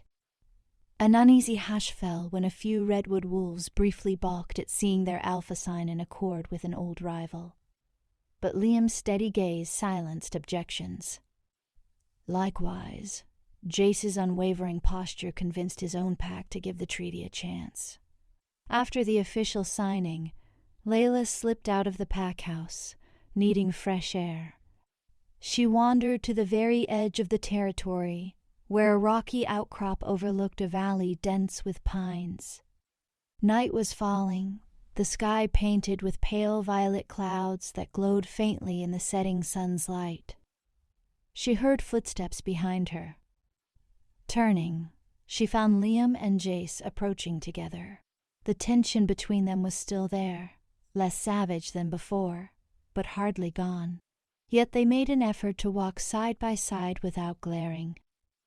"I suppose we should discuss the future," Liam said quietly, stopping a few feet away from her. "Now that the tri-bond is stable, Redwood needs to figure out how to proceed." Jace nodded. "Silver Peak as well. Our packs will have questions. Some may oppose the idea of a shared mate, claiming it goes against nature." Leila's heart fluttered with apprehension. "I've worried about that. How can we navigate it without sparking more conflict?" Liam let out a slow breath. "We can start small. We can meet on neutral ground periodically. Encourage our packs to mingle under the protection of Crescent Dawn. Build trust, bit by bit, so that when the rest of the region learns about the tri-bond, we aren't immediately condemned." Jace rested a hand on his hip, scanning the horizon. "It won't be easy, but maybe in time, Redwood and Silver Peak can show that unity, even in an impossible bond, can bring prosperity." Leila felt relief and admiration bloom inside her. They were both forging a path forward, swallowing old pride for a chance at a better future. She moved closer, letting her gaze sweep over the majestic view. "Thank you," she said softly, "for trying, for choosing peace." A moment of silence passed. Then Jace chuckled wryly. "It doesn't mean I like Redwood's alpha, or that Redwood likes me, though maybe we can learn to respect each other." Liam smirked, crossing his arms. "Likewise, and for Leila's sake, we'll have to at least pretend to get along." Leila smiled, though tears pricked her eyes once more. This time, they were tears of cautious joy. She placed a hand on each alpha's shoulder, feeling the tri-bond stir in response, an echo of that silver flash under the full moon. For the first time since she learned of her impossible mates, she felt a tenuous sense of peace. The road ahead would be filled with trials, misunderstandings, and the weight of leadership. Though with the curse broken and the tri-bond stabilized by their collective commitment, they had a chance to reshape the future in ways no one thought possible. Below them, the valley fell into the soft hush of evening, cradled in the arms of the surrounding forest. Overhead, the moon began its ascent, pale against the lavender sky. Leila lifted her gaze, feeling a strange closeness to the lunar light. She whispered a silent prayer, not of desperation this time, but of gratitude and hope. Yes, the moon goddess had erred in granting her two mates, but perhaps from that mistake came a new destiny. A tri-bond born from love, forged by courage, and strengthened through unity. And if they nurtured it with wisdom, it might endure, forever proving that even the harshest curse could be broken by the will to stand together.